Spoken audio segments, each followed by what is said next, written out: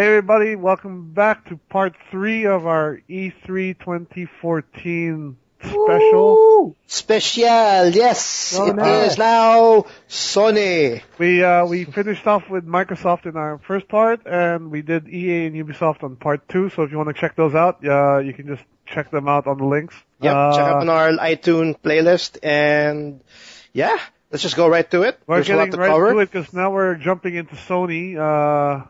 It's non-stop discussions about E3. It's pretty crazy. There's a lot to be going through, especially with Sony. Sony had a lot to show this year. Yeah, Sony had a lot to show, and it had a draggy part towards the end, but they had a lot. They did not dumb down their presentation. Yeah, I think that lull in the middle was sort of dampened it a little bit, but overall, given the just sheer amount of stuff that they were showing, it's fine, right?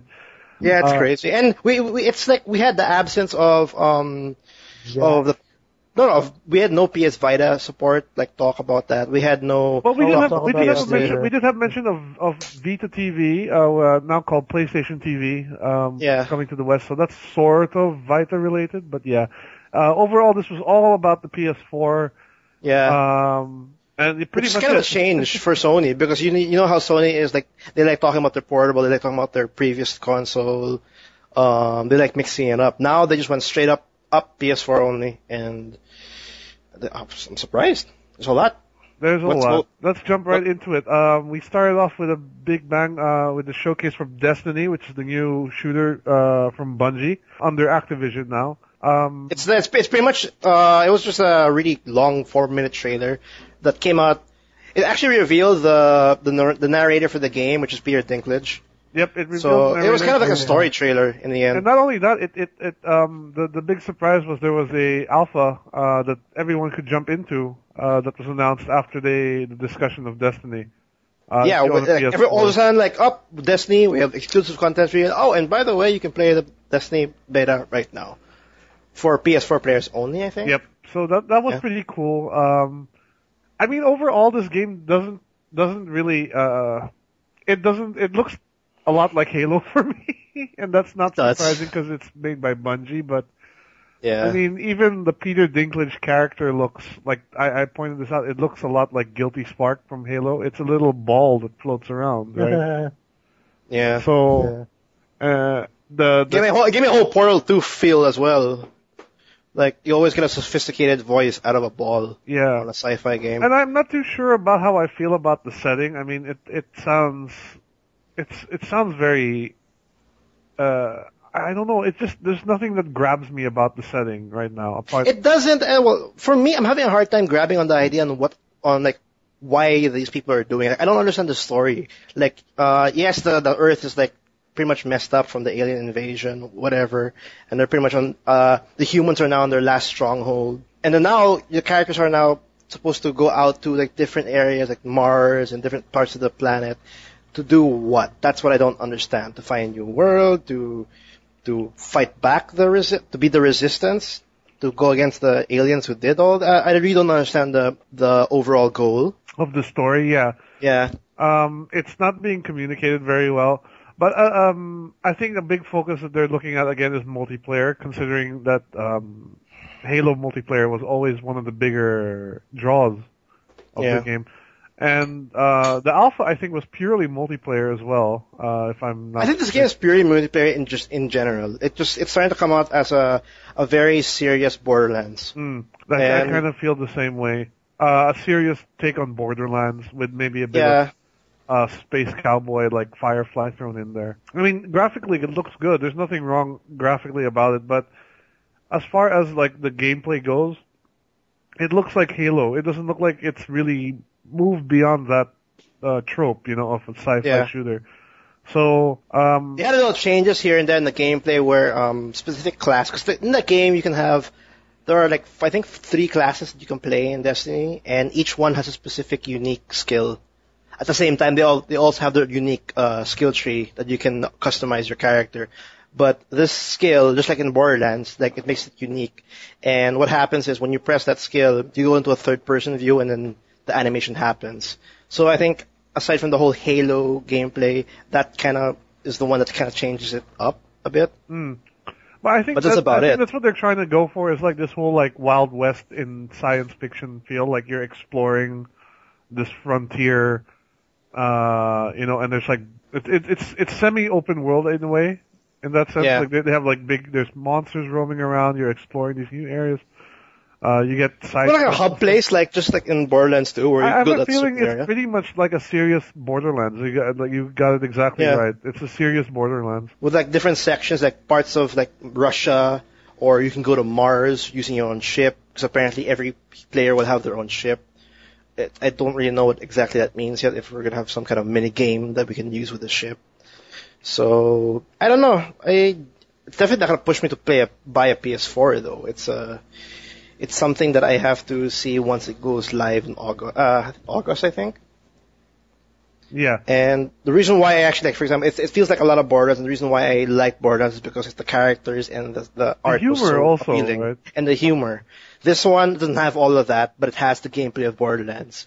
All the loot, all the level ups and all that, and I don't know, I don't think it's enough, so... Yeah, I'm with you there. Like I would rather. This is not a game that's making me like, oh, I gotta get a PS4 to play this. Yeah.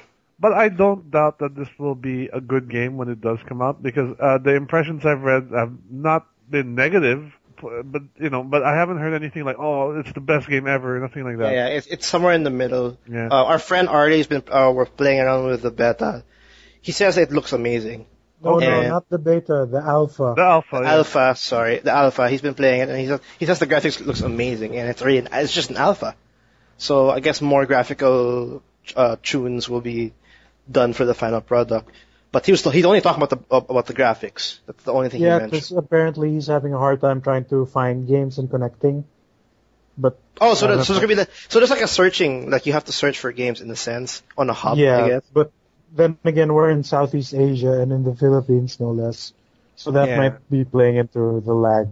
No, that's true. So I don't think that's another thing. Yeah, people in the Philippines, you might have a problem with it, because this technically is a semi-MMO kind of game, because they have this feature where when you're going around in the game world, you eventually encounter some kind of event, and every now and then you might encounter players that are doing that event, and you can join in and complete it. So that's kind of like it's mostly online, and if your internet is not in par with, I guess, online games and whatnot, you might have a problem with this. It might be in the same sense of Borderlands, where it's a single player game, but it's really best experience with a group. I mean, you could play Borderlands 2, and both Borderlands games, you can just play by yourself if you really want to. And I don't think it necessarily takes away from the experience, but it just adds so much more when you're playing with other people. Yeah, with Borderlands 2, I cannot. It's so hard. I tried. But yeah, Destiny, that's what they started off on the Sony, and of course, exclusive content, just like how Xbox did it and all that. Yeah. Exclusive content. I think you get early access to the beta or whatnot. So yeah, Destiny was shown. What's next? Let's move on. Let's move next to a game that we saw a CG trailer last year. This is the Order 1886. Oh yeah. This was a pretty cool trailer that seemed it had a mix of CG and gameplay. It came out as them showing the scary side of that game. I really like the setting. I really like the whole steampunk with horror setting, that they got going for it. I think it's really cool. What kind of turned me off from this what they showed was it seemed to be 80% cutscene and 20% gameplay. And they also showed that this game has QuickTime events, which, I mean, I've kind of had my fill of QuickTime events since God of War. It's the QuickTime events in Order is kind of different in a way that, okay, when a scene is playing out, cutscene happens, QTE shows up, you have to press that button, right? In the Order, what I saw some gameplay footage like a couple of weeks ago, there will be some QTEs where there'll be two buttons on different areas of the screen. One will do something differently, and one will go for something else. Like, There's a scene where he's struggling against an enemy, and he's trying to hold the knife from going through his neck. Yeah. So you have a choice of pressing the button on the knife or pressing the one on his waist.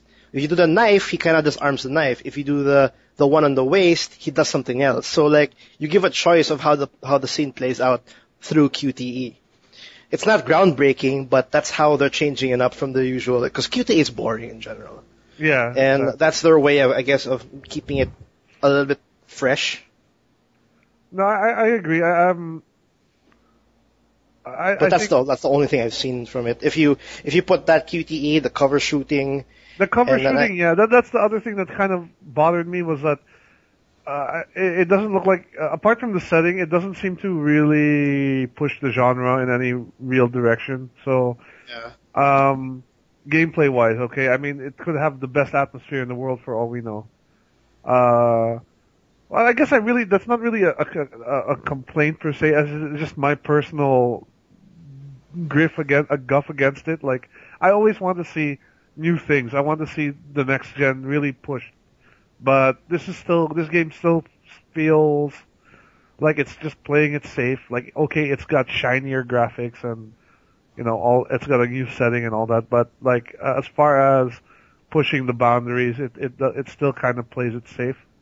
Yeah, the order right now, since I think it's the third time or the second time it's shown, its graphics and all that. That kind of appeal, that kind of like flair is starting to wear off because we've seen it over and over. Yes, it's a great looking game. What else you got? We found that it's a cover shooter, all of that. It has some QTE. That's not enough to make it really that exciting at this point. Like, I mean, I'm probably gonna still, if I get a PS4, this is a game I would definitely get for the setting. Yeah, because now I have this fear of like, okay, amazing graphics, amazing story, cool cutscenes, nice animation. But you're telling me from animation, cutscene, gunfight, cover shooter, cutscene, cover shooting, cutscene, cover. Is that what I'm going to be getting? Because that's all I'm seeing, pretty much. Is there going to be set pieces, or are we going to have some kind of item management, or anything? Like how does gameplay? They haven't explained that. How does gameplay change from the traditional cover shooters, like on rail cover shooters?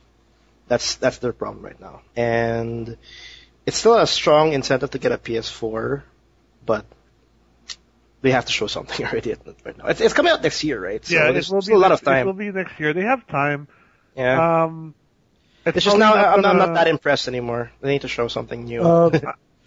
I like how seamless the transition between the cutscene moments to straight up gameplay is.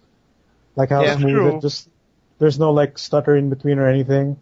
Yeah. But who knows if the actual final product will be like that. What I don't like is, remember the first trailer that they showed of this? Mm-hmm. They had like those sci-fi steampunk future guns with them. Yeah. So far out of all the gameplay trailers they've shown, I've only seen like machine guns. Yeah. We haven't really seen those really cool looking steampunk weapons. Which I guess the machine guns are ahead of its time. But it's still not like, it doesn't shoot like a giant laser or like lightning like the initial trailer. Well, I'm pretty sure the guns in this game are going to still follow the same sort of like archetype that we've seen of most guns. You'll have a pistol, a shotgun, a rifle, a sniper, that sort of thing, and they'll just sort of skin it around a steampunk sort of, trope. Yeah, but I don't think we've actually seen any of those kinds of guns yet. Like we just, in the trailer that they showed this year, it's a machine gun that looks like an old rifle, an old bolt action rifle, I guess. And that's just it. Like, I want to see what they had in the trailer last year, even though that was CG. Yeah, I have to agree. I guess that it was delayed, so it's not coming out this year anymore. It's coming out next year. And it's a PS4 exclusive. It's one of the big ones that came with the PS4 launch. I mean, PS4 announcement. So hopefully this comes out as a nice exclusive to have once it gets, on retail already. I'm pretty hopeful still for this one. I'm still pretty hopeful. It's just, stop show stuff already. It's about time they show things. Next game we got was a bit of a strange one. This is a indie title called Entwined. Yeah. Fartsy. It's Yeah, that's all how I don't It's know very how, artsy fartsy. I don't know Yeah. how else to describe it. It's like your two fish things, and then Is it a fish or like It's like a your dragon or souls. something. Basically, you're supposed to be souls that You're are supposed to Your dance. soulmates. souls that are in love, and then you have to use the dual sticks to control them, and then you make They have to be in that specific color when. yeah, you're matching colors or something. I don't know. It's basically res or audio surf.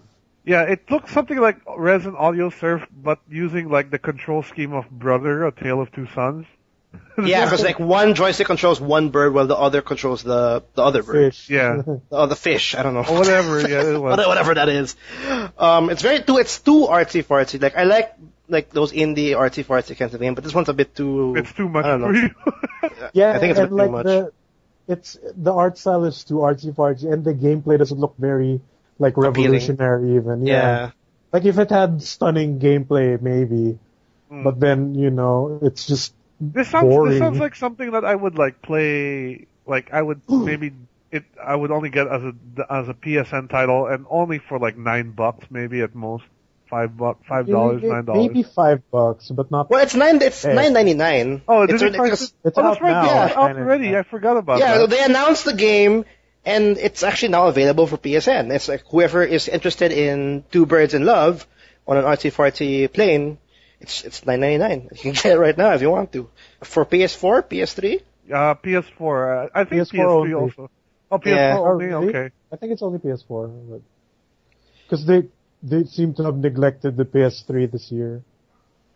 Which is kind of okay, because it's the Actually, first I year where. wanted to mention that they've sort of neglected everything but this current gen. I expected them to do that next year, but I don't know. We'll see. No, they wanted a good foothold on the market, because right now, in terms of sales, Sony's doing well with the PS4, so might as well like just go all out and keep that momentum going. So let's just throw them a ton of games, because the PS3 is just like doing its own thing. It's fine, doesn't have to, and yeah.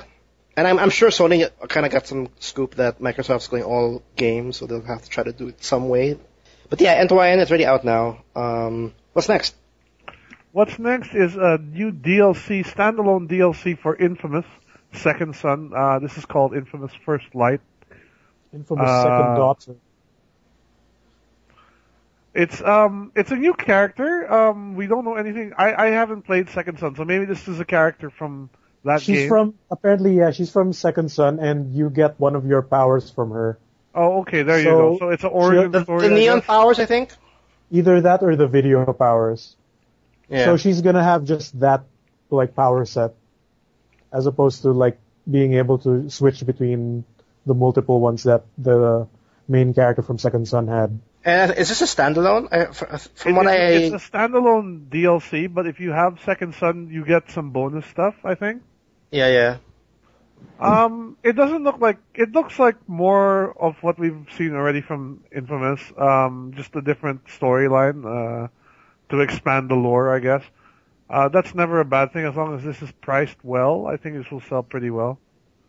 And it's going to be out in August, and I can't say much because, well, for one, it's already spoiler enough because I don't know who this character is. But I like the fact that we're seeing more of these standalone DLCs, more like, oh, you need a game to buy it. Oh, no, but you can actually buy the standalone for a cheap price and actually get used to the gameplay. I think Infamous 2's DLC was also standalone. So I don't know if it's a trend for, was it Insomniac? It's kind of a trend in general, because like Ubisoft's doing it. Assassin's Creed Black Flag had, I think, was it Freedom Cry? But they had a DLC, a story DLC, and it's a standalone DLC for one of the pirates. Yeah, it's called Freedom Cry. That was a standalone DLC. Yeah, so we're seeing more of that. And because like also Blood Dragon's also a standalone DLC. That's true. For Far Cry 3. So we're seeing a little bit of a trend where DLC does not require the original game. You know what? It's not really DLC. It's literally an expansion pack. You know, that's probably the better term for it. Oh yeah, since it is standalone. I mean, remember when we used to get expansion packs back? Yeah, but you need the original though. Still. That's true. I guess that's true. I guess this is. I don't know where expansion packs actually lie now. Like, are they? The only one who still makes them is Blizzard, honestly. Like, everyone else has moved to the DLC route. Or Sid Meier. Or, that's true, Sid Meier with Civilization, and The Sims. And The Sims. That's what you call expansion packs. But, yeah, First Light, whoever is still playing Infamous Second Son in the PS4, you have this standalone that you might want to sink your teeth in because it's more of the story. I'm hearing good things about Second Son, so when I get a PS4, I might just revisit that. Let's move on. Let's move on. So after that, we got a nice little... after Infamous First Light... We got a nice look at Little Big Planet 3. They just popped up that logo right on the screen. The logo just popped up, and people started cheering. It looks good. It looks fun because now it's not just Sackboy, it's Sackboy and friends. Yeah, graphically looks the same. He's kind of like Sonic now, he's got friends. Yeah, Sonic has... Yeah, he's got the flying friend, the fat friend. And the dog. Yeah, platforming characters are not complete until they get friends. A flying friend. So now Sackboy is in that camp. What I really liked about this was, yes, graphically it doesn't look significantly different. It doesn't look like a PS4 game. But Little Big Planet has never really been about graphic fidelity, if you ask me. Yeah, they didn't bother with the graphics from the one it looks like. It's really clean. It's been about the creativity, about it's making your games, basically. Like, this is the game that Project Spark is trying to emulate, essentially. And what's cool about this is apparently anything that's been made in Little Big Planet and Little Big Planet 2 will be compatible with this, with Little Big Planet. That's a nice feature. With the improved graphics of whatever they did with 3. Yeah, exactly. Improved. And that's a lot of content. That's a ton of content, right? That's a ton of content. I remember when I was playing Little Big Planet 2, like, you can see the number of worlds created, like stages, and it was like more than 1 million. And that was like a couple of years ago. I don't know what it is now. So if that's true, and if they can actually pull that off, Little Big Planet 3 is just instantly a ton of content that you can just, enjoy. And who knows how that creator is for Little Big Planet 3 and how much freedom we'll get now on the third game. Yeah, especially with these new characters. Yeah, it's not anymore jumping Sackboy. Now you have a flying one, a fat one, and a one that's always hungry. Can shrink, and the dog, yeah. Oh, yeah, the dog Pula can shrink. I thought it was always hungry. But yeah, it's coming out November 3 for PS4. This is actually a good announcement. I was actually expecting a Little Bit Planet 3. It was not that obvious. But it's good to actually finally get it officially out the window. I'm not much of a creative kind of person. Just like how I don't enjoy Sims that much or like making levels and stuff like that, you mean? Yeah, I'll play the levels. You'll play, yeah. I don't think I have the patience to like make a level and then like, hey, check it out. Please rate me. I mean, my stage, and then say whatever. I can't. Next up. Yep. Sorry. Next up, we have a. I know this one. You know this one. Yep. This was revealed earlier than E3 as Project Beast. But now we got the proper name for this, and it's called Bloodborne. Wow. This is a pretty cool trailer. Admittedly, there was no gameplay shown. This was a purely CG trailer, but I think it nailed the dark atmosphere down really well, and the setting as well. And then it's teasing a lot of promise, considering this is from Software, the guys who make Dark Souls and Demon Souls. So expectations are pretty high. It instantly feels like a Souls game. So. The setting. Did you guys see that? I think the day after the Sony press conference, or I think after day 1 of E3. Okay. A gameplay trailer of this game got leaked. Yeah, I saw it. I was getting. It immediately got taken down, but all the GIFs were already made. All the GIFs were made. All the information has been separated from the video. But I saw that video, and. Like I said, it feels like a Souls game. It looks like a Souls game. It does. It really is a spiritual successor to Demon Souls. Yeah, that's what I'm getting. That's the feel I'm getting from this game, Bloodborne. It feels like a spiritual successor to Demon Souls. At the same time, it gets that Van Helsing kind of thing, because Will mentioned that, and I think that nails it on how the atmosphere really is. What I got a Van Helsing. You got guns, dude. Yeah, you got sawed-off shotguns, and then I know, it's pretty cool. Like, sawed-off shotgun with Dark Souls 2 gameplay. I mean, come on. Guns that shoot magic or something. Right, or something, yeah. But I saw the gameplay footage. It's also, like, even there's, like, some fog walls. Oh, yeah, it looks just like a Demon Souls or Dark Souls game. Yeah, even the stage setting and the monsters and even how they attack, it just feels like Dark Souls. But the graphics look incredible, dude. It does look incredible, though. It does look like it's leagues above Dark Souls 2. Yeah, it's it's trying to maximize the PS4. The next a real next-gen Souls game, right? Yeah, as much as people say, it's a Souls game, but honestly, as much as this is now the third game for the Souls series, I want more. I don't mind. Do you think there's a reason why they didn't name it like whatever Souls and they named it Bloodborne instead? Do you think they're trying to do this to get people to play it? Like, because I think Souls already scares people off. Yes, it has a bit of a. What? So Bloodborne's actually better? No, but it's new. It's a new. It feels like a new IP. Sounds like a new IP, yeah. Yeah. Because when you say Dark Souls, like to anyone who sort of knows about it, they kind of like, oh god, that's a really hard game, right? I don't want to play that. True. Maybe they want to separate the whole impression that this is the really hard game. They could come out as a Souls game that's a little bit more, how do I say this? Convenient for the casual side, or more like friendlier for the people that are not that known to the whole Souls series. So maybe that's the reason. Yeah, it kind of makes sense in that way. I agree. And Demon Souls had a weird title. It's like Demon apostrophe Souls.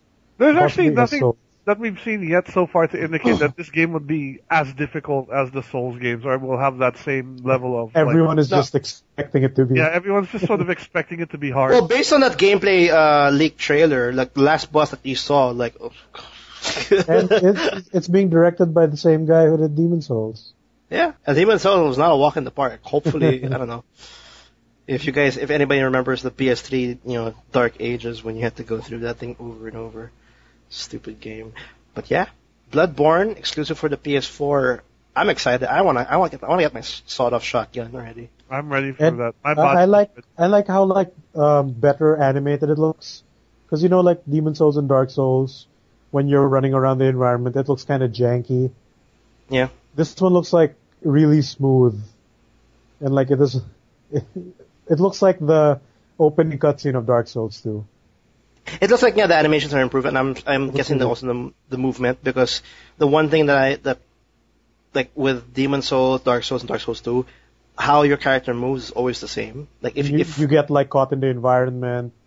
Yeah, because you've only played Dark Souls 2 and you haven't played Demon Souls and Dark Souls, right? Yep. If you play Demon Souls, you pretty much understand the controls and you pretty much understand how your character will move, because it's about exactly the same. Yeah. I've seen video. It really looks similar. They didn't bother to change that. This one looks very smooth and clean. And you have a hat. You have a boss hat, man. Yeah, I'm excited. I'm excited. I might get PS4 because of that. Because of this. I want to see more. Even though it was, there's a lot more that that's worth getting a PS4 for. Let's hit some multi-platform stuff that they're shown though. Right after the Project Beast. We got another Beast. look at Far Cry 4. We talked briefly about this in part 2. We're on the Ubisoft. Yeah, but this one actually had some gameplay shown. Visuals are really good. I think the visuals are amazing. Honestly, it looks better than Far Cry 3 from initial impressions. Exactly, but I really liked Far Cry 3, so everything I'm seeing now for Far Cry 4 tells me that I'm going to enjoy it just as much. And it has. You're in the mountains. You're in the Himalayas, right? You're in the Himalayas, and it's got elephants, and you can ride the elephants. And you can shoot the elephants. You can use them to blow up a base, and then they explode. You can drag an elephant to a base, and they can actually help you. Yeah, and the elephants. That's not true. I don't know. The elephants are pretty cool. Who knows? Maybe.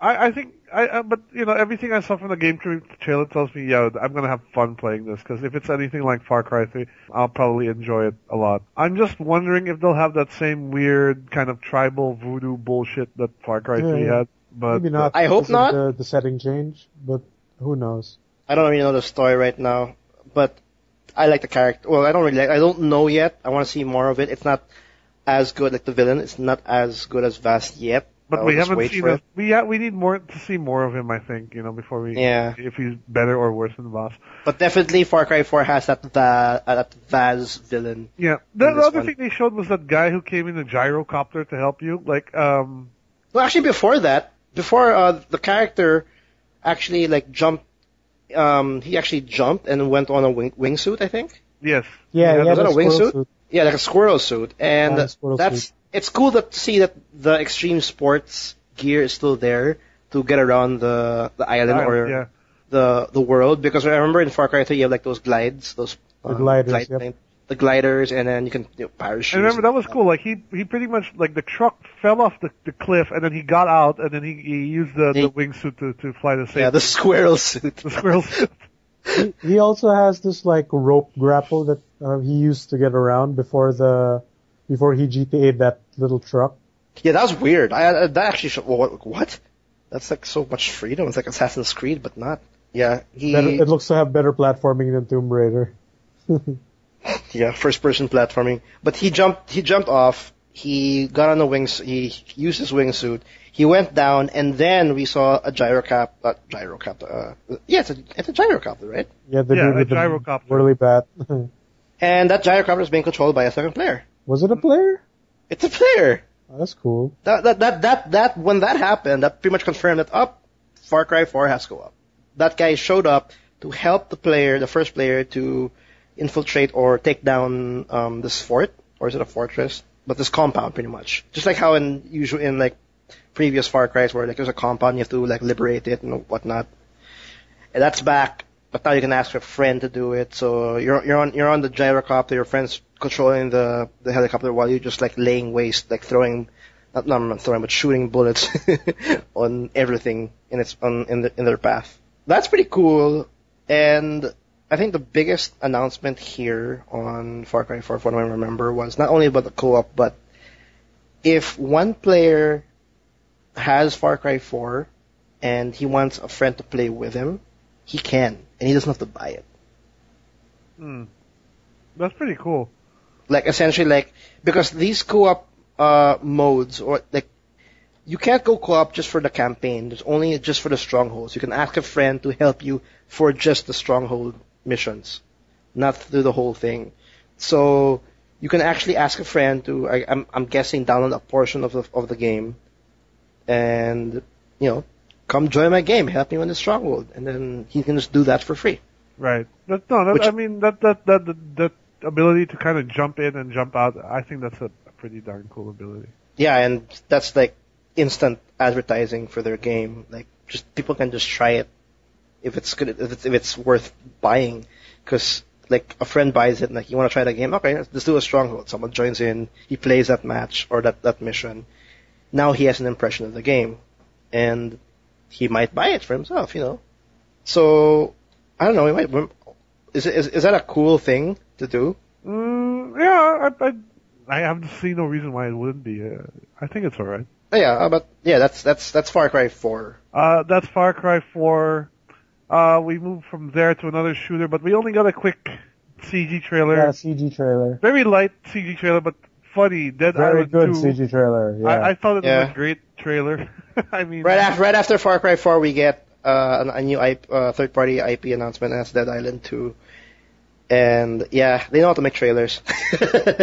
They know how to make trailers. Though, because the first Dead Island game had that really sad trailer and very pulling at the heartstrings, and this one was just really light and funny, and it kind of made fun of all the. But that just tells the tone of the game. When they announced that, when they showed that that was really that really amazing reverse trailer. Yeah. That pretty much established also the tone of the game, because Dead Island, as much as it wasn't a great game overall, it was a very serious game. And what I got out of Dead Island 2, they're trying to do the opposite for the sequel. Yeah, I think this is going to be a little bit. I don't know if this will be a direct continuation of what happened in Dead Island and in Dead Island Riptide, because it don't seem like an island. It seems this is going to take place either on a fictional version of California. Because that's the vibe I got, was California sunshine sort of thing. Yeah. So a fictional place like that, or will it really take place in the States? Who knows? I wonder also if it'll be the same characters, because Dead Island had an interesting set of survivors. Really? Well, I thought they were pretty unique. I mean, they had that Aborigine police cop girl. They had the one-hit wonder rap guy. I thought... yeah. That rapper. Voodoo, you voodoo! Voodoo, you bitch. I don't even remember. No, but I thought those characters were pretty unique. It just wasn't. Okay. It just wasn't like expounded upon in the game. Like they all played the same more or less. But the backgrounds of having like who would have thought like a one-hit wonder rapper would be a good character to have in a zombie survival horror game? Right? Yeah, he's great with bats.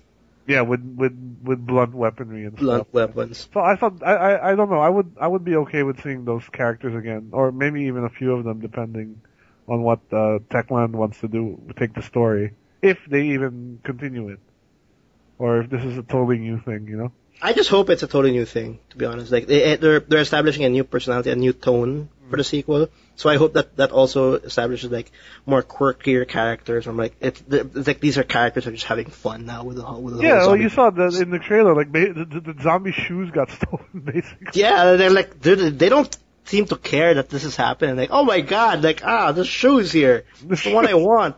like they don't really care. Like I hope we get those quirky characters. Like they're just. Because it really seems like it's zombie apocalypse. It's like Zombieland-ish kind of thing. So I'm excited. I just hope they just improve on the gameplay, because I don't. There's a lot of problems with the first game, but I still like the whole like loot system. So I hope they expand on that. I hope we get gear, like armor and shit. In Dead Island 1, it was just weapons. I hope we just get armor that we can improve on. Hopefully the second one isn't as fetch questy either. Because, 1 was riddled with fetch quests. Yeah, you literally don't have to read anything. You just have to know what you have to go, or what you have to get, and that's it. But yeah, Dead Island 2 is announced, and I think they're gonna show more. There's no release date or anything. It's not an exclusive game, it's a multi-platform title. And that will have console exclusive content. Because they revealed that it'll have PS4 unique exclusive content. Yes, of course. It was in the Sony stage. What else could we expect out of them? Next up, we a quick mention here. They showed the Diablo 3 Ultimate Evil Edition, which will be the Diablo 3 with the expansion pack for PlayStation. But they showed some exclusive content where there's now an exclusive dungeon, which includes The Last of Us. The Last of Us Monsters clickers as monsters, yeah. That's pretty Okay. cool, but I don't think it's really going to add or remove anything from the experience, right? I bet people who will be playing Diablo 3 won't even notice that it's actually an exclusive content. I'm sure exactly. It's like, monster. I don't really care what I'm killing at this point, you know, as long as I'm killing something. It'll probably make The Last of Us fans buy Diablo 3. That's true. If anything, it'll drive Last of Us fans to check it out. Yeah, because if anybody knows Diablo 3, monsters only live for a couple of seconds. They don't stay in the screen. Their death animation lasts longer than their actual lifespan. So it's okay. It's cool. It's cool. But just a quick mention of that. I don't think it's anything to really get excited about unless you're a hardcore Diablo fan or you haven't played the expansion. Yeah. They showed a bit more of Battlefield Hardline after that, but honestly, I felt this was nothing new from what we've already seen at EA. Yeah, they just showed a few set-piece moments from the demo that they revealed at E3. Yeah, they showed exactly. EA. They showed. Are we getting exclusive content though? Because that's what I'm looking for. Well, they got in the beta. Remember, beta is PS4 and PC exclusive. Oh yeah, I forgot about that. That's kind of why they got it in there, because I guess they had to push that angle. And I think it's good that Sony was able to bag Battlefield for exclusive beta, at least for consoles, alongside with Destiny. That sort of gives them a big one-up over Xbox as far as shooters. They need something like that because Xbox obviously has Halo and Call of Duty on the bag. Yeah, so Sony needs those shooters because everybody likes those shooters. Everybody wants them shooters. Yep. So it's good that they have Battlefield in the bag, and they also have now Destiny. That I am betting my life that it'll come out as a yearly thing when it's finally released. Because Destiny, from what I remember, it's a 5-year plan. Bungie has this big mastermind or master plan for that game. So, but yeah, then Battlefield Hardline, our impressions are in the EA part 2. That's in part 2, so just check it out there if you want us to know. We like it, but we think it's not, We don't like mods that much. Yeah. It's fun, but it's still a mod at the end of the day, put it that way. Some mods are fun, but, this one. Yeah. Moving on, we got a really funny trailer for Magicka 2. Magicka 2, yeah. Oh yeah. Has anybody played the first one? I have the first one on PC. It's fun. It's like make your own magic spells, essentially. Oh, you can make your own magic spells? Yeah, because what happens is like you combine spell effects together and then you stuff happens. You cross the streams, basically. Yeah, exactly. You want to make like fire in you can make a fireball that freezes people or weird stuff. It's fireball that freezes people. Yeah, you can do all kinds of crazy stuff with Magicka, with the magics. But that's what made it so appealing. Was it was so the magic system was so freeform that literally every when you play multiplayer, like no one would have the same spells for the most part. Okay. And then now that's actually a PC only, because I remember it's always been on PC, or has it been I don't know if it's ever been on consoles, but let's double check. Yeah. I have it on PC, and I've only seen it been mentioned in like Rock Paper Shotgun. This is one of their favorite games, Magicka 1. So I always assumed it was a PC exclusive, but now it's only for Windows for now. There you go. The first one. So now Magicka 2 is now coming out as a I don't know if console. I think it's maybe a timed exclusive for PS4 or a PS4 and PC game, but Magicka 2. It's not really showing a lot of the gameplay. It was just sort of a funny little, hey, we're working on it, guys, and here's a very hilarious trailer where one of the Magicka one of the wizards was all sad, and he eventually killed his cat, his only friend. It's so depressing. In a funny way, though. I'm looking forward to seeing more of it, because I thought Magicka was great, so I'm hoping Magicka 2 will continue with what we know, and then also add a lot more elements to it. Yeah. But for now, it's hard to say, because they didn't really show us anything except that live action trailer. We got a quick look also then at Disney Infinity 2, or Disney Infinity's 2.0, Season 2, I guess. That's the right term. Avengers? Which will be Marvel. Yeah, Marvel characters. And the Hulk is apparently a PS exclusive figure. So, I mean, if you're the type to collect these figures, I guess that sort of settles it what platform you're getting this on, Yeah. But that's a weird move though, because then you can't, if you don't have PS4, you can't complete your Avengers set. You can't? Why? Right? What do you mean? That's kind of because you won't have the Hulk. You're kind of shafting like Xbox players, you mean? Yeah, or like I think it's also out on Nintendo hardware. Like I know there's Disney Infinity on 3DS and Wii U. But that's exactly what I mean. Like you're kind of, by getting Hulk as exclusive, it's sort of forcing people to like, yo, you want to get the full Avengers set? You got to get it on PS4. Yeah, they could have picked another hero like Spider-Man, who isn't part of the Avengers, right? Yeah, Avengers is really hot right now, especially in the fact that Avengers 2 coming out, Marvel, so much going on. I wouldn't be surprised if they put Guardians, because Guardians coming out in August. Yeah, so they're just following on what's coming out. We'll see. I mean, there's a lot, like Marvel's got a ton of heroes, so they can do a lot with this. Even putting in the more obscure characters if they really wanted to, but Disney Infinity right now prints money, so why not? Why not? Yeah. Moving on, we got a quick look at re-release of Grim Fandango, which remastered.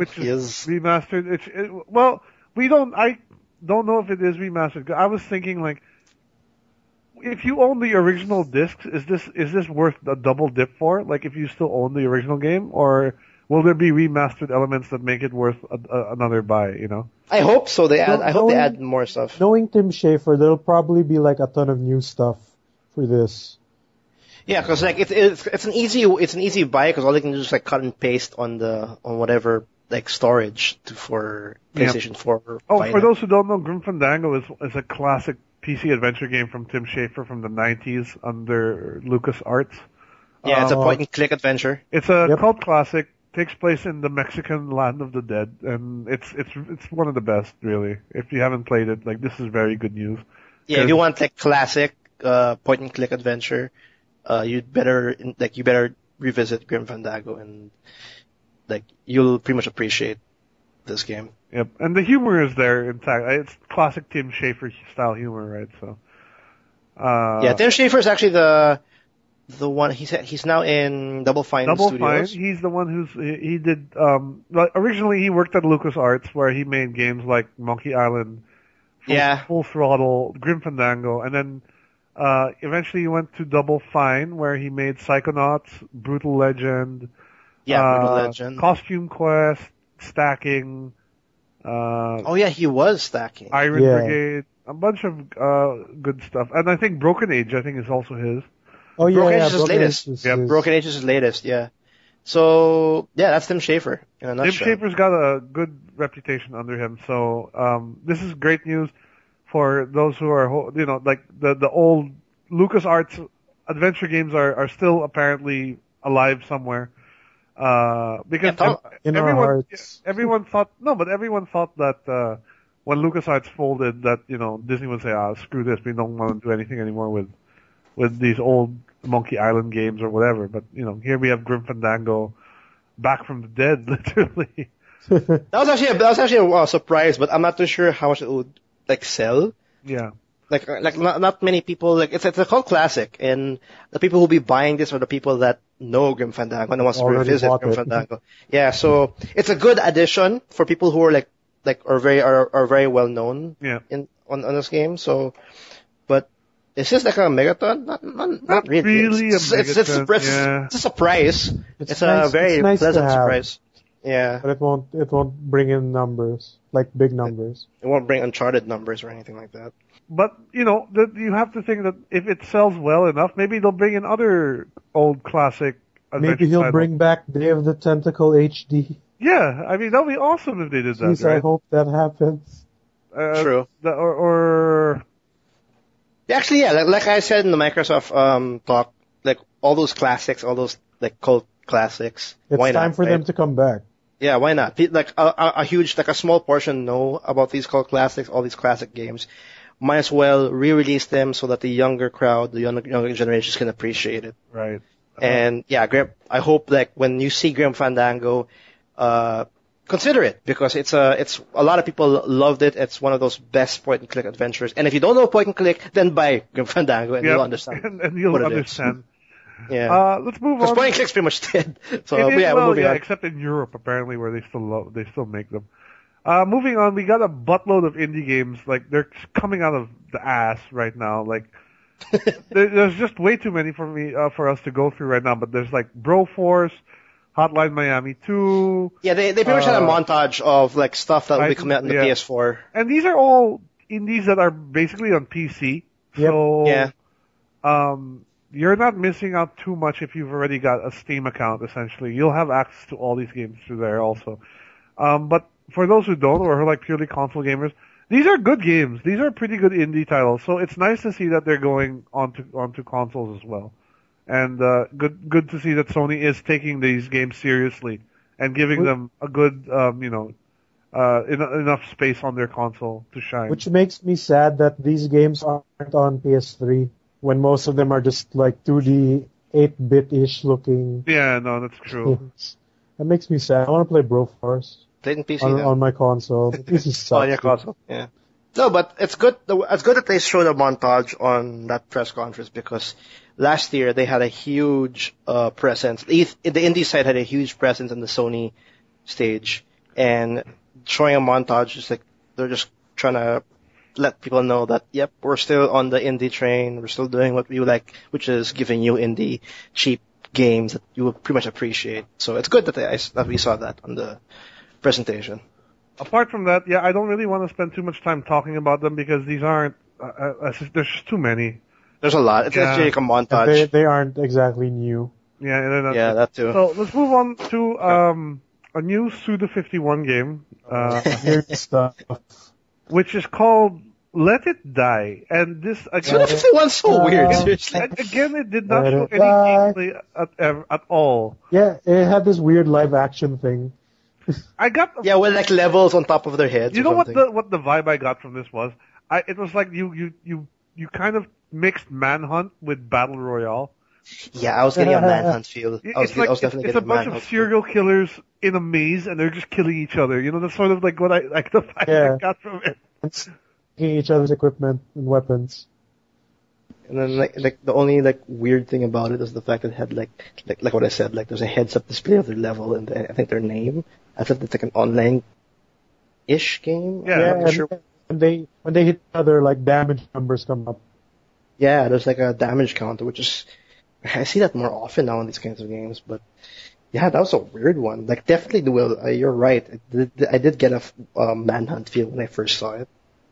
Because it's all really dark colors, and then these guys look all messed up, like they're like they're insane. And there's like chains and fences everywhere. Yeah. Suda 51. What are the games he made before this? Killer is Dead. Well, before Killer that, is Dead, Lollipop Chainsaw, Lollipop Heroes, and No More Heroes. That's him also. I think No More Heroes is the only like themed title that he's done because everything else was just so like out of the box. He's done other weird stuff. He's done I think Diabolical Pitch was him also. That was him. Shit, forget. That was basically a Kinect game where you had to like pitch baseballs at demons and stuff. That was weird, but yeah. Okay, that's the Suda 51 trying Kinect. As long as it's weird, it's Suda. Yeah. But there's no gameplay. It was just a live action. Yeah. You don't play control like shit though, because it's Suda. So it's Suda 51. But is this the first multiplayer Suda game? I don't know. You know what? If it's really a multiplayer game, then yes, I guess. That's gonna be weird, man. No, if we're going with the Manhunt feel, like this is like a serial killer simulator, pretty much. You know, a serial killer RPG. Yeah, because damage numbers. God. That's the vibe we're getting here.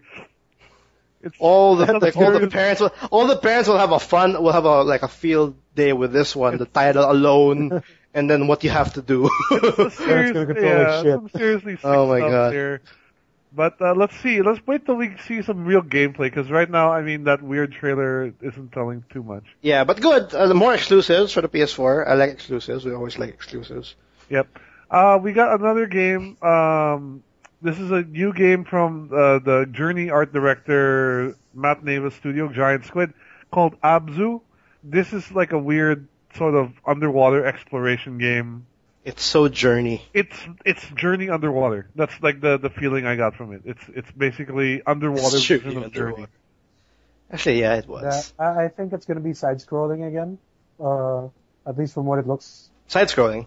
Yeah, that's what I'm getting, because like the only time he moved looked like he was on a 2D plane. But it's a mix of 2D and 3D graphics. Yeah, no, it's kind of like a Street Fighter style 2D plane where it's 2D. You can move in 2D, but everything is in 3D. Yeah, the background is rendered in 3D. The game looks really pretty, though. I have no idea what the game will be like, except you're probably just exploring around. But who knows? It's a good kind of artsy-fartsy. This is the artsy-fartsy I like more than Entwined. No, Entwined, like, when we say it was like too artsy-fartsy, it was like, just like, it was overwhelming. Like, the colors and it's artsy-fartsy with no real purpose. And this one, the visual aspect, like, could play into the story and like how Journey looks really nice. It looks just in the desert. In the desert, and there's not much, like, there's a story there, but you just have to, like, literally explore it. Like, literally just play it and explore on what you can see. And Abzu starting to, like, it just looks like the underwater version of Journey, pretty much. Yep. Like you said, yeah. It's not like fancy art for the sake of fancy art. Well, that's Abzu. Yeah, Abzu, it's a trailer. If anybody has played Journey, anybody has played, I guess Flower? You would like it. It's probably in the same vein as those games. Yeah, you get the same trait. So, for those who haven't played, like Journey and Flower, you might not understand it right off the bat. So, if you guys have a PS3, check out Journey, because that's one of the critically acclaimed online games, which I think was like went past like also getting some film awards based on soundtrack and presentation. Like it was very well received. So check that out, and then when Abzu comes out, maybe you will appreciate this one. The next game we had that was announced is I think it's too ambitious for its own good.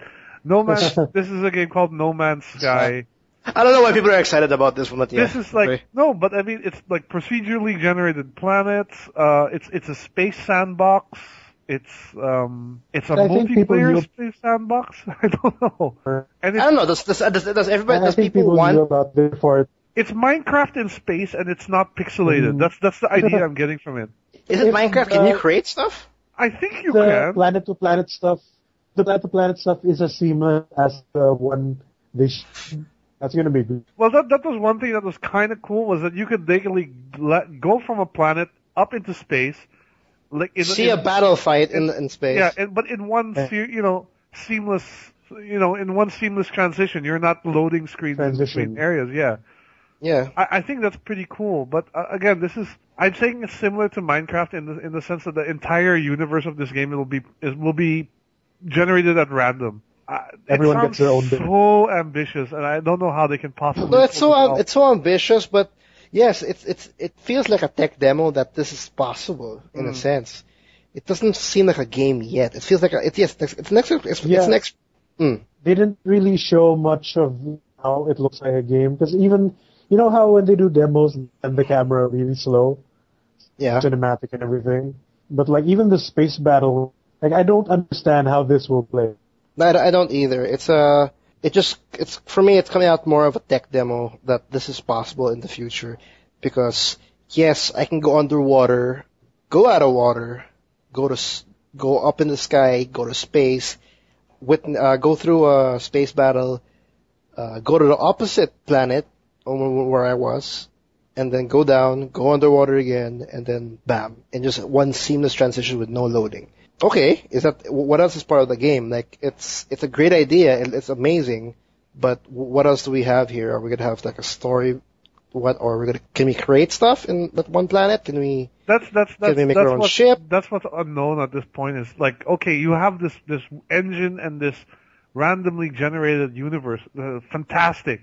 Now what are you gonna do in it? Like, that's what I'm wondering, is if it's really a sandbox, like then they should allow you to do whatever the hell you want to do.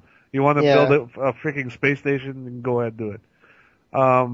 But this reveal just confirms that No Man's Sky, because it was revealed a couple of months ago or something, and I forgot which event. Where?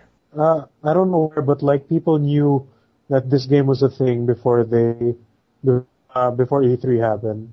Yeah, the fact that No Man's Sky showed up in PS and Sony's court just shows that it's coming in consoles. Yep. It is a timed exclusive for PS4, as I understand it. Okay. That's No Man's Sky. I'm hoping we'll see more of that, because I think it's got a lot of potential to be really good. But I don't know what at this point what to expect. Yeah. Yeah, we still don't understand the fact that you can go from the meaning of going from underwater land to space, then to another planet in just one swoop. I mean, that's cool and all, but like, wouldn't it be better if there was some context to why you were going from one planet to the other, and things like that? No, they just can. That's it. There's no reason. There's no reason. But yeah, No Man's Sky, that was shown. What else we got here in Sony? Well, from there we kind of moved away from the games a bit, and we went to talking about, oh, yes. They decided for some reason that it was important that we know some interesting PlayStation facts, like about how many people use the bloody share button on their PS4 and stuff like that. Yeah. I mean, it wouldn't be an E3 until like one of them do a stats presentation. Yeah. To be honest, I don't think I have seen an E3 where like none of them has shown any graph or any number in their presentation. What was funny was they mentioned like, oh yes, and then we introduced a new product, the PlayStation camera, and then that was it. They never mentioned the PlayStation camera again after that. Why? I don't get that. Wasn't it announced before? And that's it. Like, yeah, wasn't it announced before though? They announced the camera and the Project Morpheus like one after the other. And we got these things for PS4. Yeah, they got these things. They were even advertising, we got YouTube on PS4. guys. That's actually good because That's actually good, yeah. Arlie doesn't like that you can't directly upload. Yeah, they were saying you could directly upload your footage onto YouTube. Onto your channel, yeah. So that's pretty cool, actually. I mean, if you want to do but that goes to show for me that what I've been saying for a while, that a lot of these, like, it's so easy now to do a Let's Play, and everyone's doing it, so people are getting more creative now in what they're showing, because how do you differentiate, right? But a couple other things they mentioned. There was something about the TV show called Powers. I wasn't really listening to that. Do you guys remember anything about that? I was making bubbles when that was happening. Yeah, okay. So, I guess if you guys are interested in this TV show, you comic or something, I don't know. Yeah, you might want to just Google that up. I'm sorry, we don't really have the info for you, but no. Well, Powers is like it's a comic. It's a comic, and they were making it a TV show on PlayStation, right? Too much Powers, but we didn't. The way they presented it was like just really drab, because they didn't even show anything except the title of show or something, Powers. Then some guy who looks like a fat Lex Luthor was talking about it. But it's a good treat for those that want to get into Powers, whatever, like to get into this story or this franchise. But it's nothing. It's just an added feature for PS4. It's not really a game announced or anything. It's actually not really. It's not gaming related, to be honest. It wasn't, right? No. Yeah, so it wasn't. So that was kind of a letdown technically, because this is pretty much about PlayStation 4, and they just shifted all of a sudden to. It just felt like Sony, just like how Microsoft shifted to the TV side when they were announcing Xbox One. That's how it felt like when Sony did this. Like, it just felt like something that we weren't looking at, we weren't that interested in. And then they brought in some bald guy or some white guy to explain it. Yay. Also the time Sony president was on stage. Yeah, and okay, this is Jack Tretton 2. This is the guy who we were mentioning is next to the new EA CEO, is probably the most uncomfortable guy up on stage. Like, he was Mr. Businessman, Mr. Marketing Buzzwords. Even the businessman clap where it's just the edge of his wrist hitting each other. You know that kind of businessman? Yeah. He's a little bit more what was mentioned on PlayStation. There was one exciting thing that came out of all this talk. Two things, actually. First was PlayStation Now. Yeah. Which would be kind of cool if it wasn't a USA exclusive thing. But as it stands, it's just in the US, so... To be fair, it probably wouldn't work here. Yeah, but essentially what this allows you to do is, like, if you own a Sony brand television, or like a specific brand of Sony television, you can download games directly onto it, I think. Was that the gist of what I was getting from PlayStation Now? Pretty much. You can, it's essentially like online where you can stream. Yeah, you would stream the game directly to your television without the need for a console. Yeah, because you don't need a storage. They have the whole, like, the Gaikai. This is their Gaikai. And which is pretty much PlayStation Now, and they're pushing that feature, which is essentially you being able to play any game in their PlayStation Now library through streaming. And in this presentation, they finally announced that this can be done on selected Sony TV products. Yep. It's going to be available for PSV, PS Vita, and some select Sony televisions. Oh, there you go. And I think it's pretty cool. Why not? Because PlayStation Now it's of course when it works, it'll be pretty cool. Here in the Philippines, PlayStation Now, I'm sure some people are testing it right now, but Sony has mentioned that you at least need what's the requirement to at least enjoy this service? At least 5 Mbps, or 5 to 10. 5 to 10. So we're never going to get that here. No, well, we have that kind of speed, but that's just the minimum. Like, we have to get higher to really take advantage of it. Yeah. Take advantage of this Office. This is basically their answer. Before we jump in, this is basically their answer to why the PS4 does not have backwards compatibility with PS3. Yeah, because you can stream PS3 games with this. They're offering to stream PS3 directly to your PS4, which is like, I mean, damn it, if I have the game, I mean, why not, right? Whatever. It's business. Business. Yeah. When business. Which kind of sucks, because, like, for example, I think when they announced this, they have like, I think Dead Space 3 is going to PlayStation now, so you can play that. The problem is like, you have a copy of Dead Space 3, for example, and you want to play it on your PS4, but you can't because you don't actually own the digital version of it. So depending on how they price these, because the games in PlayStation Now are going to be in like a renting service. I'm not too sure if there's a purchase service, but you have to pay in order to play this game once PlayStation Now is live. And it just sucks that, okay, I have a retail version, but I can't play it. I just have to buy the digital if I want to play the PS4. But like what Miggy says, it's business, so what can we do? Yep. The other thing that came out of this that does apply to us more is the release of Vita TV. Isn't there a release date for PlayStation Now though? It's coming out on beta. It's in beta for the US though, but I mean, considering where we are, it wasn't. We're not gonna get that. Yeah. And even if we did, it won't work. Well, we have US accounts. I'm sure majority of us has US accounts. Yes, but it's the thing is you don't need a PlayStation whatsoever to use it, right? So I don't know. Yeah. Okay. The other one is the release in the US of the Vita TV, now known as the PlayStation TV. For $99 in the US, bundled with the controller, it's $139. This will be released there in the later half of this year. I think autumn of this year. Yep.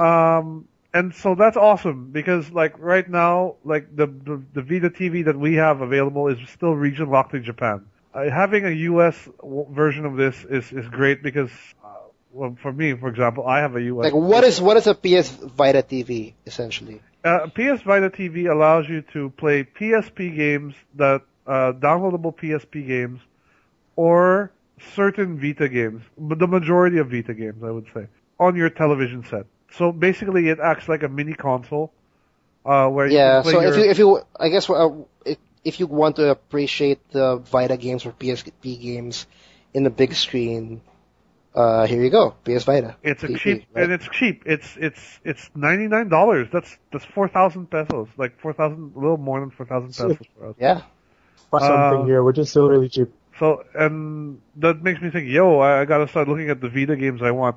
The thing I don't know is that, I know it is not 100% compatible with all Vita games, especially the ones that make heavy use of the touchpad. What about the PSP? We have some PSP support on that, right? Yes, the PSP games you can download directly off PSN. Like, these are... Do you remember when there was the PSP Go? Like, essentially, it's drawing from that library. Yeah. Of PSP games, but it's over like 1,000 titles as far as I know. Well, maybe not 1,000 titles, but it's a lot of games. I hope it works on like the PSP titles because I'm seeing myself like when the US version comes out, I can get this thing for 4,000, hook it up with my TV, log in on my PSN, and play my old like my list of games. Like I still have like Final Fantasy VII for the PSP. Hopefully, I can do that with the PS TV. You know what I mean? Yep. Because I have a couple of games, like I haven't touched them in a while because my PS3 died. But hopefully I can actually do that. Definitely, and this also gives me an opportunity. I missed out on the PSP era. I was a Nintendo DS person, so this gives me an opportunity to explore these games that I may have missed out on. Yeah, it's $99, and then I think you can also use like the old PS3 controller if ever you don't want to buy the 139. Yeah, you can just use a regular DualShock controller. DualShock 3. DualShock 3, $130 one. Mm-hmm. That comes with the white controller. Also comes a digital version of Lego Marvel. Mm. Oh, okay, yeah. So that's something because Lego Marvel is pretty good. It's an open world. Is Lego? Are those Lego games open world like the Lord of the Rings and? Marvel, the Lord of the Rings Batman. one, no, but the newer ones are. Okay. But there, you get a free game. Well, how much is the bundle for the Marvel one? For the PS Vita TV? $130. You get the unit, the controller, and the digital. Oh, that's $130. I thought not so bad. It's not bad, yeah. Yeah. So cool, but there was a very brief discussion about the PS Vita because they are mentioning these like techs, like it's a very short presentation for their tech. Yeah. But thankfully, is there anything else? Well, as far as non-game related stuff, that was it. So thankfully, yeah, they moved on. This was essentially the lull we were talking about at the start of this part 3. I mean, it was really, the flow was really good up to this point when they suddenly felt the need, like, okay, we got to talk about our graphs. We have to show them our facts. Yeah. Hey guys, 95% of PS4 owners are always online. Who cares? Just to let you guys know, it's 95%. Okay. 100% of PS4 owners. 100% PS4 owners have PS4s. But, yeah, there. That's another graph. Note, That's another high note. Yes, the 100% of PS4 owners have. Jesus Christ. Anyways, moving on. We still have a few games left to go through. This one, me and Maggie are pretty excited about. They had more footage from the new Mortal Kombat 10. Gameplay footage, yo. Mortal Kombat 10 is definitely happening, and this is pretty exciting because this is the sequel to the reboot story of Mortal Kombat 9. And that was very, very, very well received. And this game looks like it's going to be awesome. Like, the stages look fantastic. They showcased some new characters.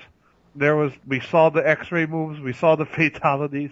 I'm pretty hyped up for this, and there's still a lot of empty spots on that roster to fill out. So I can't wait to see who are the returning characters, who are the totally brand new characters, and who are the characters who didn't make the cut from Mortal Kombat 9, who may be making it now, I'm just excited at the fact that they actually showed new characters. They showed the staple Scorpion and Sub-Zero. You can't have Mortal Kombat without those two. You can't. You can't have those ninjas out of the Mortal Kombat. It's like Street Fighter without Ryu and Ken.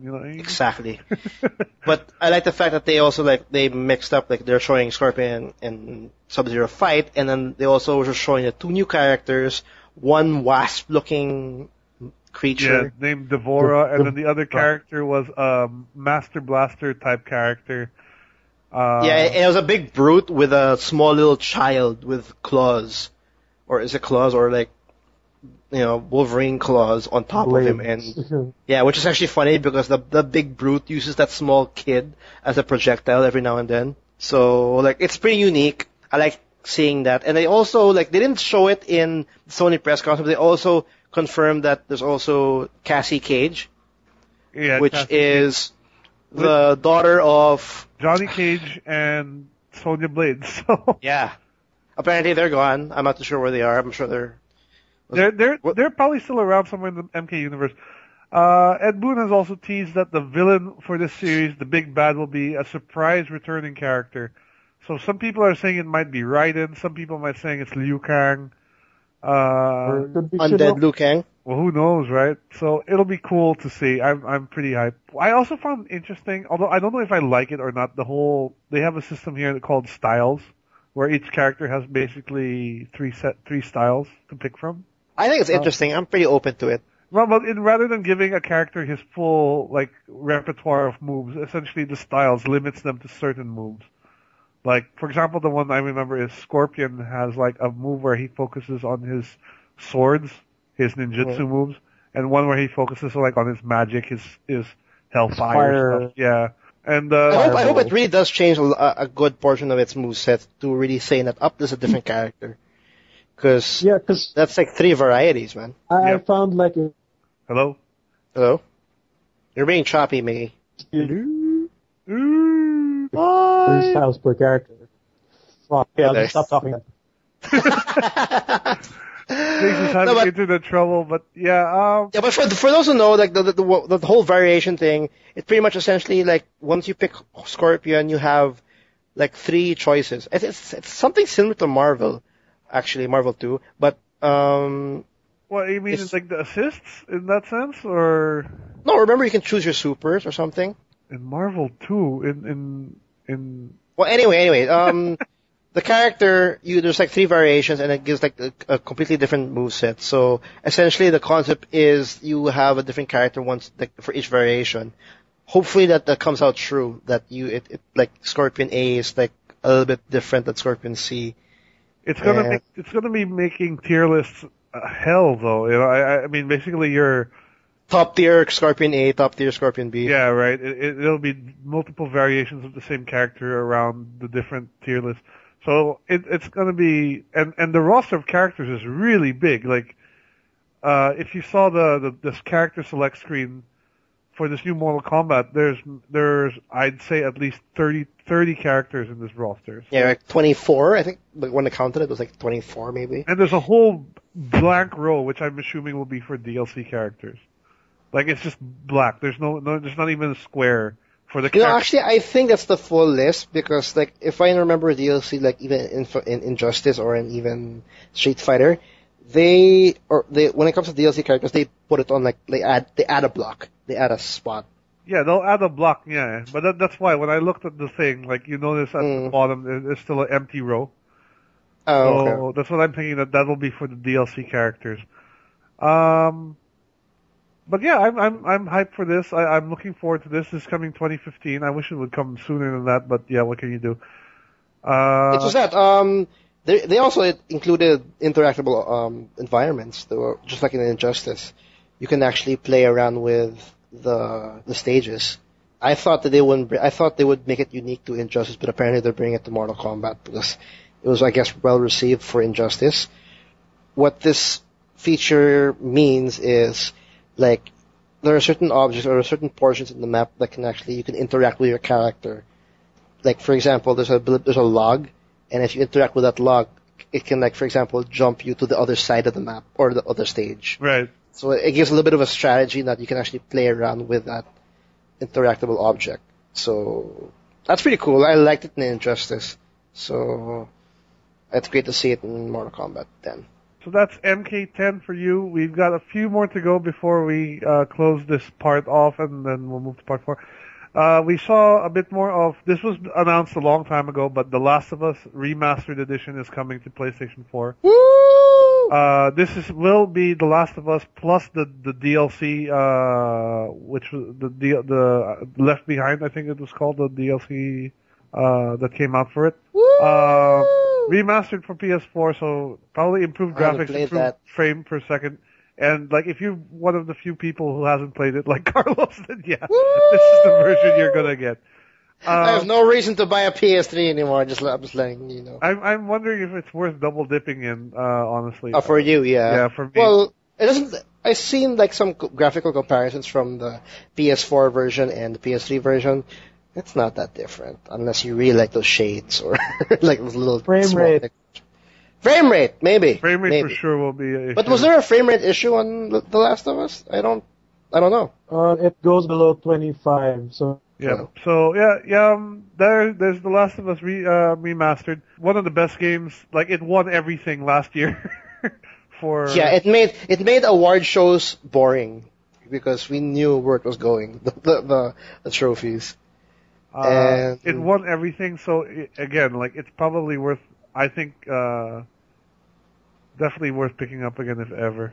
For those who haven't even played The Last of Us and are looking for a good, I guess, a good story. How do you explain The Last of Us for someone who doesn't really know The Last of Us? It's pretty much post-apocalyptic. It's post-apocalyptic, like, survival with a very heart-tugging story, I guess.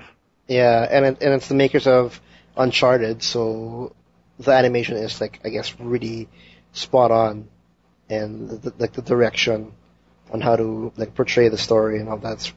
From what I see, it's just this might be why it's coming out, I think, in August. This might be what my ticket to get the PS4, like, a purpose to get it at this point, because I've always wanted to play The Last of Us, and I've always, like, I would buy another PS3 just to play The Last of Us, but since they mentioned this, because I was kind of, like, expecting them to do this, I might just get a PS4 on August, I think.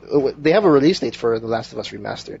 Yeah, it'll be out later this year, so probably in time for the holiday season, so perfect gift for the person who has never played Last of Us and happens to have a PS4. So there you go. That's Last of Us Remastered. No, I'm looking for the date. Oh, okay. That's what I'm... Well, while you do that, let's move on to the next couple. Another game that was announced with a remastered edition, Grand Theft Auto 5, is coming to the PlayStation 4. What's cool about this version is that you will be allowed to transfer your save progress from either the Xbox 360 or the PS3 to this new PlayStation 4 version. That's the first time I ever heard Sony mention Xbox 360 in their floor. I'm just letting you know. Yeah. That was weird. I'm like, what? Why did you mention that? But that's a pretty cool feature. I mean, it's pretty much asking you to online character. Online character. You're just lagging. But I think Miggy is saying that if their online characters being transferred to the next gen. That we don't know. All I know is that definitely your single player progress will be transferable.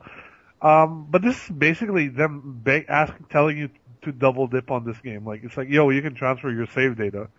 Honestly, I don't think I would bother. Like, would you bother? I don't think so. I would either, unless it's like they include like a really significant amount of extra content or like a full expansion or whatever. Yeah, but actually, I mentioned, because when they announced GTA 5 for the PS4, I went to the PS4 community in Facebook, for like the Philippines PS4 community.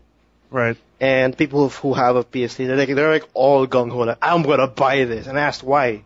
Because I want to play Grand Theft Auto in the PS4. And I said, why? Did you play it already? Yeah.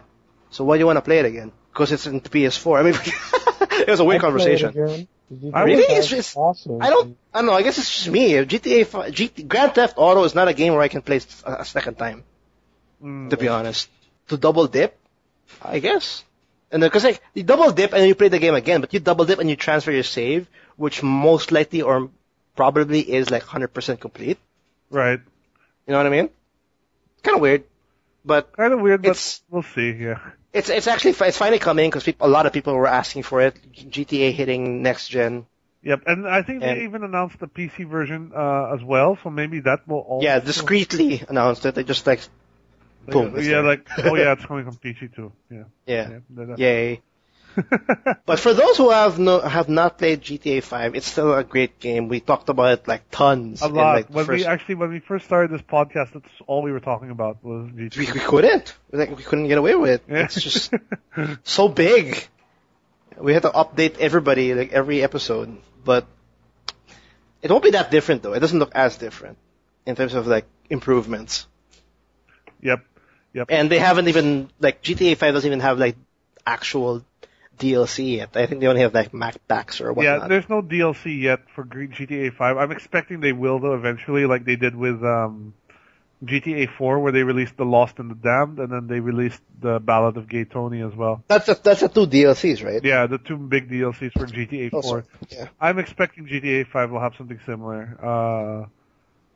Who knows? Yeah, and for sure, like the graphically, obviously this game is going to look tons better on the PS4 than what we had on the PS3 and the Xbox. Is this a megaton? It's not really a megaton. Not people were like, really. I think it's just sort of like, oh yeah, there it is. We were sort of hoping to see that. Like it's bound to happen. Yeah. We'll get to there was one somewhat of a megaton coming up, but we'll move on a bit. We had another trailer for Metal Gear Solid 5. I'm just more confused now about what the heck's supposed to be happening in this game. I think Big Boss is just crazy. I mean, things are just, I don't know. There's just a lot of stuff happening in the trailer that Kojima's sick in the head based on that trailer. My God, I'm just gonna say that because when I saw that, yes, I was just as confused as you, and I did not get hyped at all. It was just complete confusion. Like, what am I getting into? like this is it really feels like the really low point of Big Boss's life. At least you can get a guarantee that this game is going to be freaking messed up. Like, there'll be twists and turns all over this game. Yeah, it's going to be definitely something to be like worth like going through. And from what we've seen, this is going to be a huge game because I remember Kojima was showing how big this game is compared to the last few MGS games. And of course, Ground Zeroes. And how Ground Zeroes was only like 1/20th, or not even, like really tiny percentage of the total. I like what Hideo Kojima actually said that compared to Ground Zeroes, Metal Gear Solid 5, The Phantom Pain is actually 200 times bigger than Ground Zeroes. And Ground Zeroes is like can only be played in like 3 hours. So it's just funny that they can actually make that kind of statement with how short Ground Zeroes is. But going back to the trailer, it's 4 minutes long, we have Solid Snake, or AKA Big Boss, like doing weird stuff. He's like doused in blood. He puts, I think, is that ash? He puts powder in his face or whatnot. Ash on his face. Ash on his face. He has something on his forehead. I don't know what was happening at all. It just looked weird. But regardless, I'm still gonna play this. I mean, Ground Zeroes was fun. I thought Ground Zeroes was good, and I want more of that. So, if it's like anything, like Ground Zeroes I'm definitely in for this. Are we getting exclusive content for the PS4? Or probably. I mean, we had exclusive content for Ground Zeroes for PS4 and for Xbox One, so I'm guessing they might each get timed exclusive stuff. Which they'll release. They'll release anyway to the public. Yeah, exactly. Yeah. So Metal Gear Solid 5, that's still happening. Yep. I think it's slated for 2015. So whoever is still like anxious to see Solid Snake once again. Another game that got pushed back to 2015, Batman Arkham Knight. They showed a little bit more of the Batmobile. Which is pretty cool. It's exactly what I was expecting. Yeah, it's a tank, basically. Right? It's a freaking tank. I don't know, is that better than Christian Bale's tank? I think it is, because first of all, the Batmobile looks like a Batmobile. It doesn't look like some weird ass military vehicle. Go-kart. Yeah. Like I always felt that the best Batmobile look for me was like the Tim Burton style Batmobile. But the Kevin Costner? No, not Kevin Costner. The Michael Keaton. Michael. Oh wow! What did I just say? Kevin Costner? No, Michael Keaton. No, wrong. That's so wrong. Why Kevin Costner? Like Waterworld. Sorry. Okay. Yes. Yeah. I mean, personally, for me, that was my favorite Batmobile. And because it still had the look of a classic car, but this was really bat themed and everything. It looked cool. And so this car has shades of that, but still updates it to a more modern look. And then it's a freaking siege tank from StarCraft, man. It transforms into it has battle mode and pursuit mode. Yeah, exactly. Those are the two modes for the Batmobile. Other than that, though, the game looks exactly like every other Arkham game we've seen to date. So yeah, it's funny that this entry for the Arkham series, their concept or their focus is the Batmobile, and I at first in paper it kind of sounded weird, but when I saw that gameplay trailer on the Sony's floor, it actually works well, because when you're driving with the Batmobile and then you're wreaking havoc, and then you just want to go like just on foot. Yeah. Batman just shoots right up in the sky, and all of a sudden he's like gliding. Yep. And then if you can time it right, you can go back to the Batmobile, and boom, that's it. Like just like one fell swoop. Very seamless. I wonder if the Batmobile will be like the horse in Assassin's Creed, where you just whistle for it and like it comes out of nowhere. It comes from behind without no reason why. I hope so too, actually. That's kind of cool. That's another thing. Like in Assassin's Creed, it just appears. Like they didn't want to bother. Like that horse is a better assassin than you are. You know, I mean, for the most part. I know. It hides in plain sight. Yeah, that's Batman Arkham Knight, and aside from the whole Batmobile, it's the same. It's the same game, but I mean, I like the Arkham game, so for me, I'd probably play it still. And that brings us finally to the end of the conference. There was one last game that showcased. And this was the kind of a megaton, but it again was sort of expected. It was expected. Yes. There's no way. This is Uncharted 4. What was it? What was the subtitle for it? A Thief's End. This was a CG trailer, but I recently found a article showing that the CG trailer was made using in-engine graphics. No, that was in-game. Yeah. Wasn't it mentioned that it was in-game? It was in-game. For me, that's like wow, that's amazing, because like the graphics look brilliant. Nathan Drake's face looked amazing. Because that's pretty much what we saw. Yep. Like very detailed Nathan Drake. That's like what, one stage? Like that was like on the front of a stage. Yeah. So we know for sure Drake will be back. We know for sure Sully will be back because we heard his voice. We don't know yet what the premise or the storyline of this Uncharted will be, like what ancient location he'll be looking to go to. Yeah, but it's definitely implying that this will be the last. Yeah, because the name like the Thief's End. Yeah, based on the small conversation with Drake and Sully, this trailer, it just feels like Nathan Drake was trying to get Sully into doing this one last job, even though he's like supposedly out of the game already. Yeah. Yeah, and I like the fact that you can see that Nathan Drake looks old, like he has aged. Yeah. The guy has some like receding hairline. If you check out when he stood up. I wonder if Elena will be there also. I hope. Because she was sort of been a very important supporting character for a while. And I think she's actually a nice inclusion with Nathan, with how Nathan Drake is and how Sully is, and then you put in this very quirky character that you don't know if like Nathan Drake or her would, it's a cool character synergy. And then hopefully they have everybody coming back. I hope it's the end, to be honest. I hope this is the last in the series, because the Uncharted series had a good run from start to hopefully finish, and I hope that Sony doesn't force Naughty Dog to just keep on making Assassin's Creed-ish way. You know what I mean? Like just constantly making Uncharted games, because for me, a series just has to end, especially one that's very story-driven. So might as well, if this is the end, then so be it. It's fine. I agree. I think if ever, finish this series, Uncharted has had a really good run on the plate. I thought they were going to end it at 3, honestly, because, it seemed like trilogies and everything. That seems a nice number to wrap things up, but I guess everyone wants to make it quadrilogies nowadays. Honestly, I hope they end it, but I don't think they will, because as long as it makes money for them, they're going to keep farming this thing out. Yeah, but it does look amazing.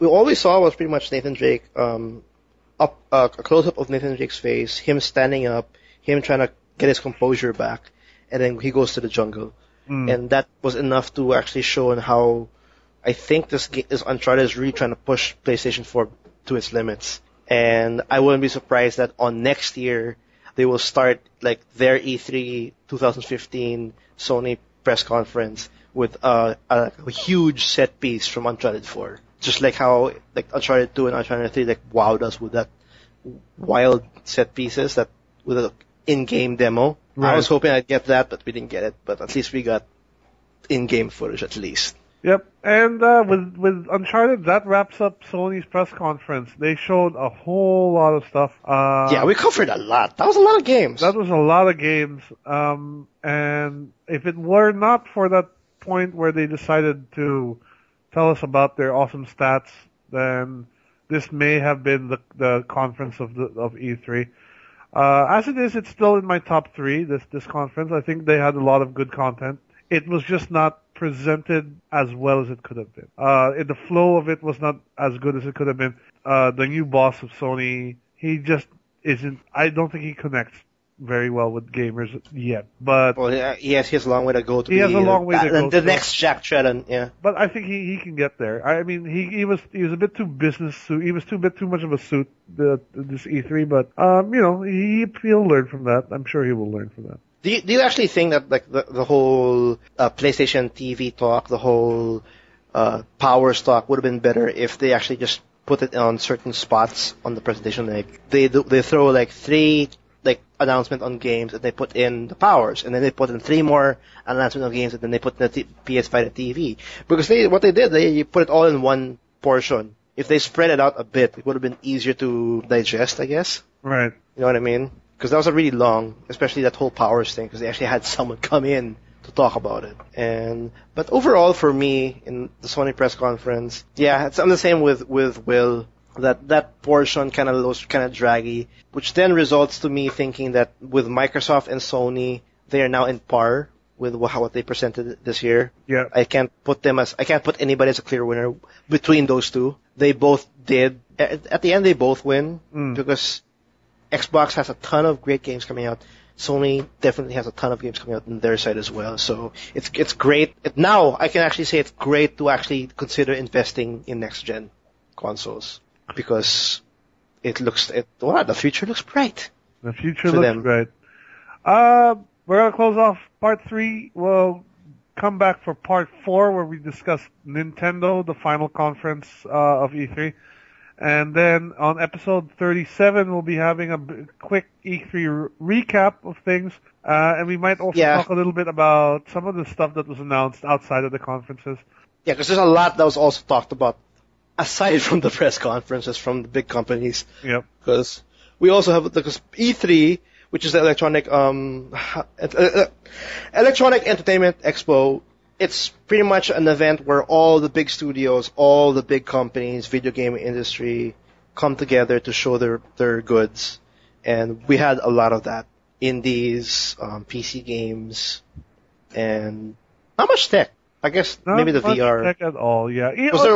There's no Oculus Rift there, was it? We should mention that before we finish that. Strangely enough, there was no mention of the Morpheus VR headset from Sony at all. No, they did.